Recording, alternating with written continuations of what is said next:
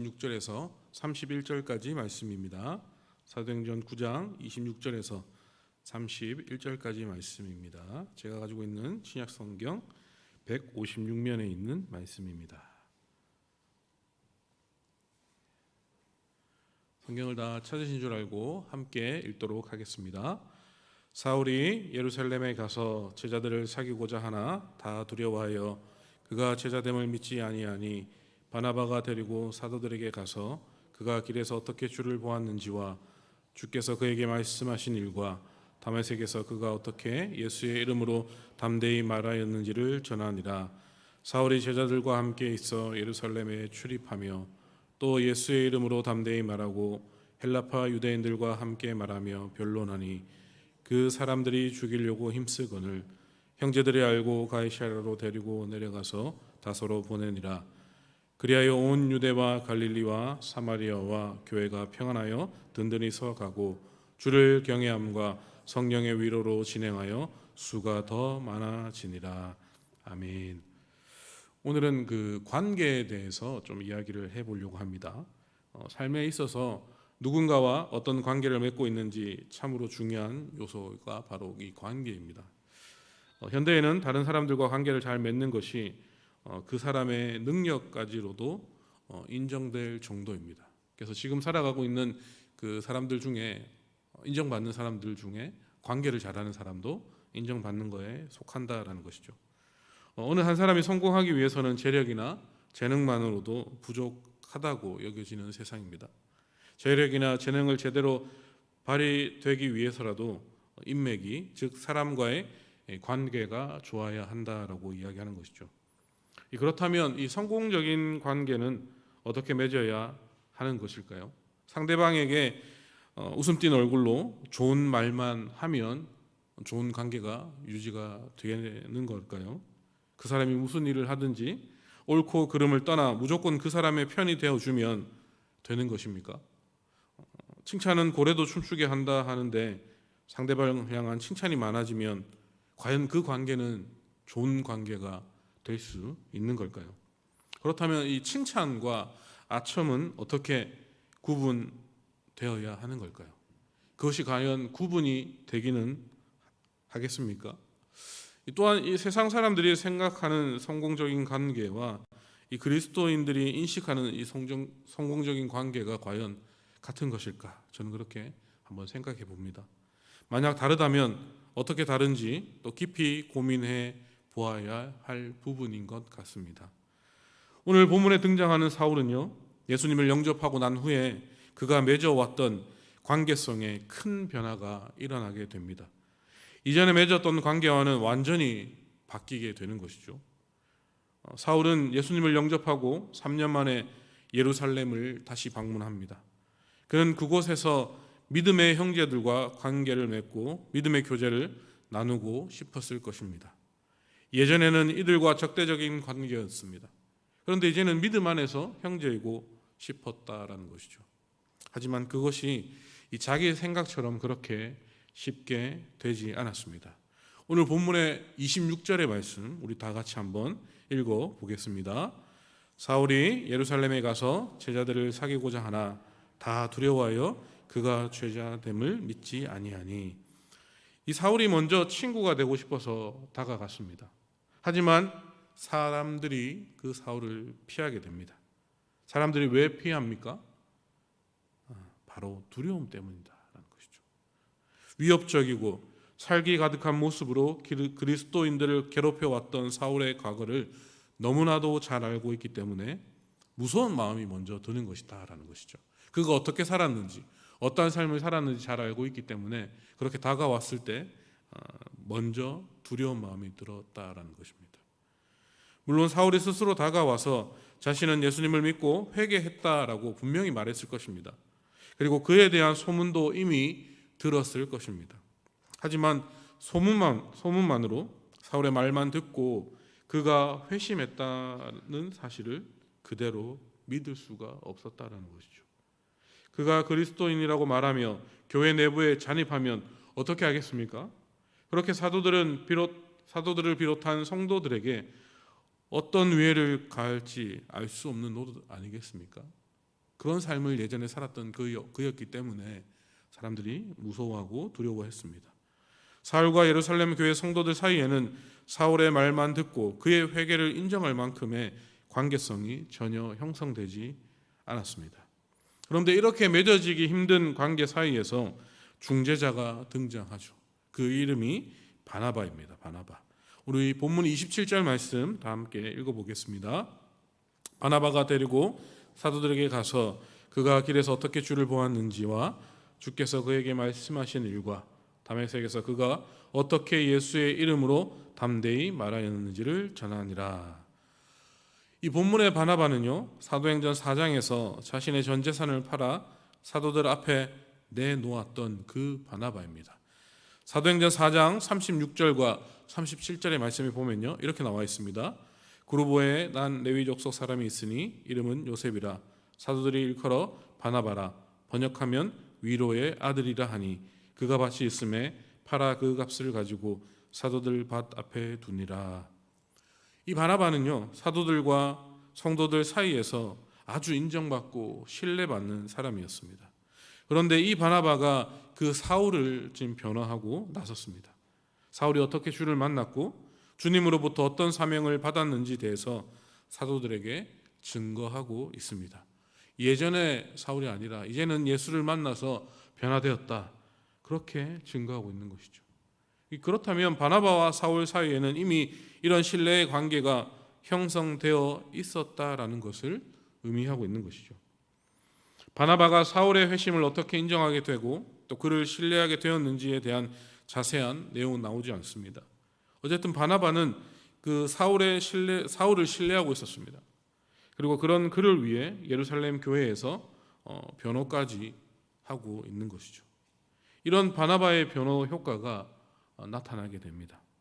성도들이 소문도 믿지 않았고 사울의 말도 믿지 못했지만 그 바나바의 말은 믿고 그를 인정하게 되었다라는 것이죠.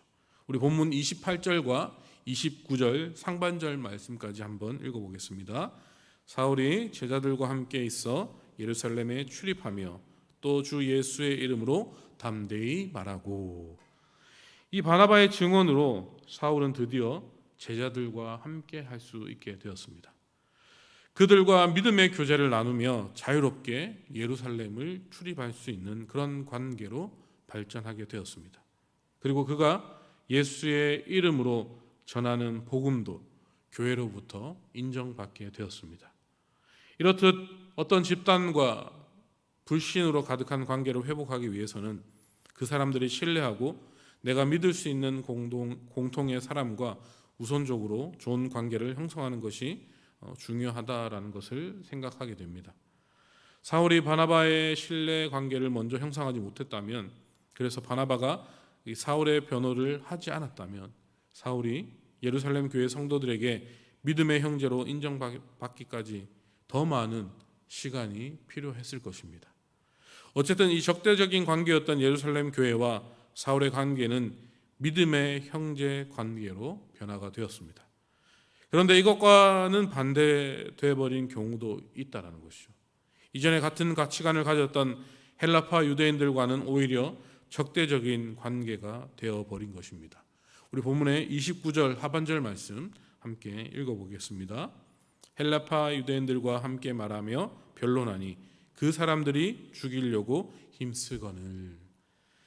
이 본문에 등장하는 헬라파 유대인들은 누구인가 하면 이들은 스데반을 죽이는 것에 주도적인 역할을 했던 그 유대인들을 말하고 있습니다.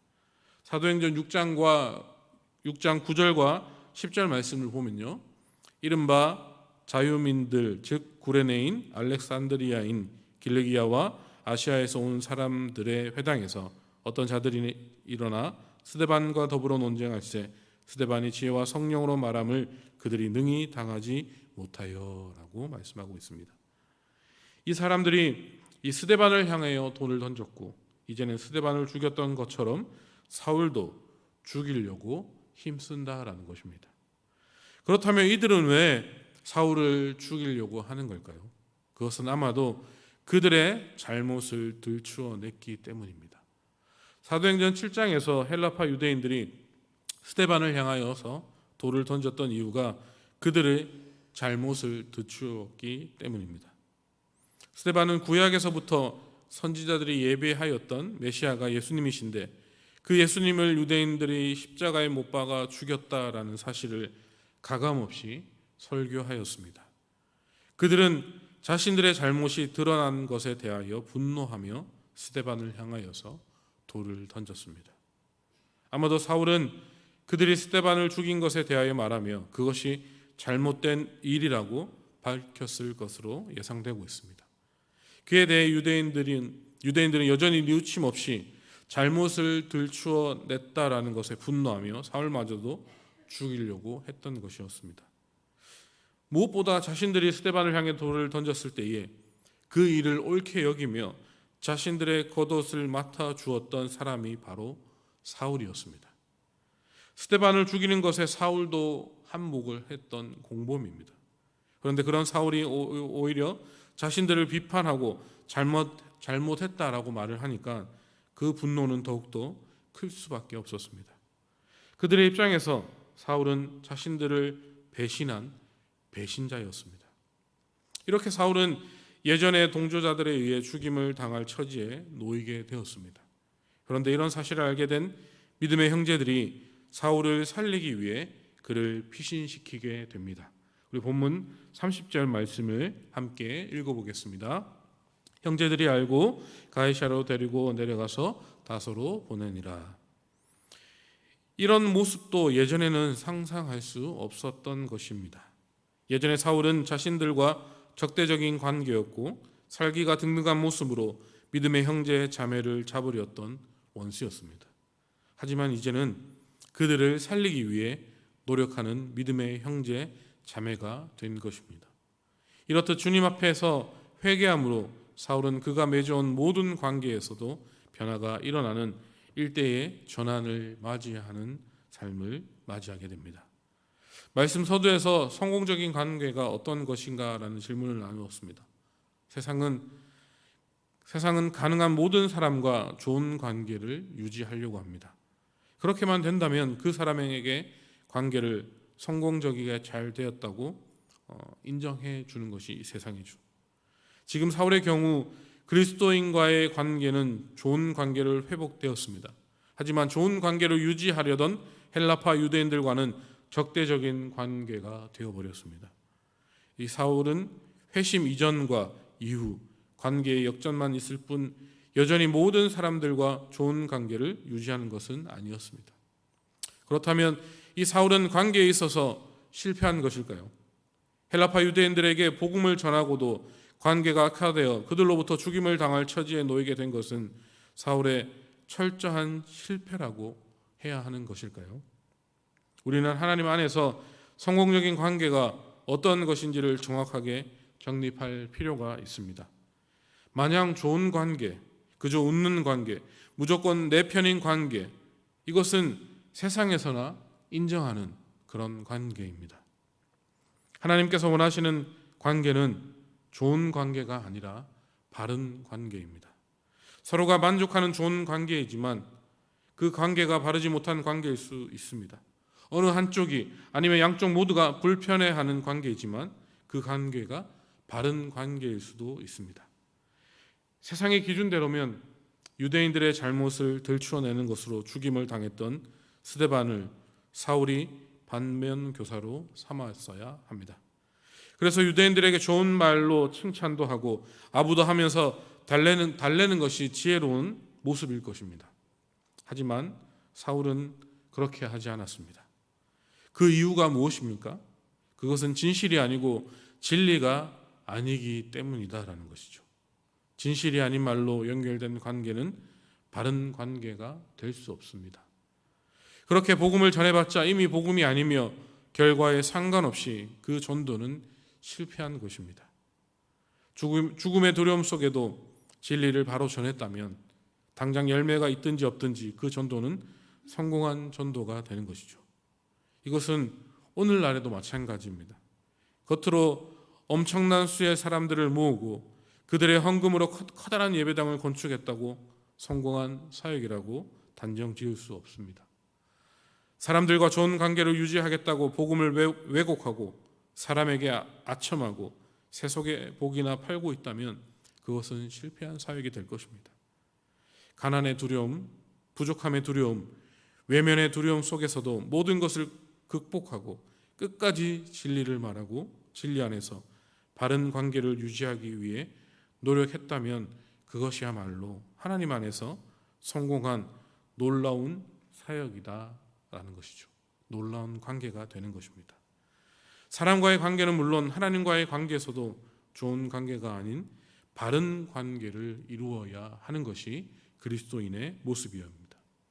그래야 건강한 모습으로 교회는 성장할 수 있고 그 그리스도인들은 성장할 수가 있습니다. 다음으로 본문 31절의 말씀을 함께 읽어보겠습니다. 그리하여 온 유대와 갈릴리와 사마리아 교회가 평안하여 든든히 서가고 주를 경외함과 성령의 위로로 진행하여 수가 더 많아지니라. 아멘. 말씀을 마무리하겠습니다.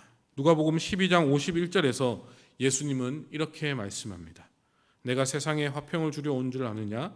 내가 너에게 이르노니 아니라 도리어 분쟁하게 하려 함이로다. 아멘. 주님은 좋은 관계를 유지하며 참과 거짓 모두 포용하라라고 말씀하지 않으셨습니다. 바른 관계로의 변화를 말씀하셨습니다. 정의와 불의가 대립하고 진리와 거짓이 다투게 될 때에 법을 지키는 자와 불법을 행하는 자가 논쟁하며 선과 악이 충돌할 때 우리는 좋음을 선택하는 것이 아니라 우리는 바름을 선택해야 합니다. 이 바름을 선택할 수 있는 용기가 우리 그리스도인들에게 필요하다라는 것입니다. 사람과의 바른 관계를 이루어야 하고 하나님과의 바른 관계를 지켜야 하는 것이 그리스도인의 모습입니다. 그것이 바로 건강한 그리스도인, 건강한 교회로 나아가는 성공적인 관계 형성이 되는 것입니다. 사랑하는 운하교회 성도 여러분, 좋은 관계를 유지하면서 바른 관계를 맺을 수 있다면 그것이야말로 가장 이상적인 관계 형성이 될 것입니다. 우리 모두가 그렇게 될 수 있기를 주님의 이름으로 간절히 기도합니다. 하지만 모든 관계에서 그렇다는 것은 현실적으로는 어렵다라는 것이 사실입니다. 그러면 이럴 때 우리는 어떠한 관계를 선택해야 하는 걸까요? 좋은 관계를 위해서 바른 관계를 포기하는 우리가 되지 않기를 주님의 이름으로 간절히 소망합니다. 바른 관계를 위해서라면 좋은 관계도 과감히 포기할 수 있는 우리 운하교회 성도이기를 주님의 이름으로 간절히 기도합니다. 하나님의 말씀을 묵상하고 깨달아서 날마다 하나님과 바른 관계를 지켜나가고 사람과의 바른 관계를 이어나가는 운하교회 한 사람 한 사람이 될 수 있기를 주님의 이름으로 간절히 간구하고 소망합니다. 아멘. 제가 기도하겠습니다. 주님,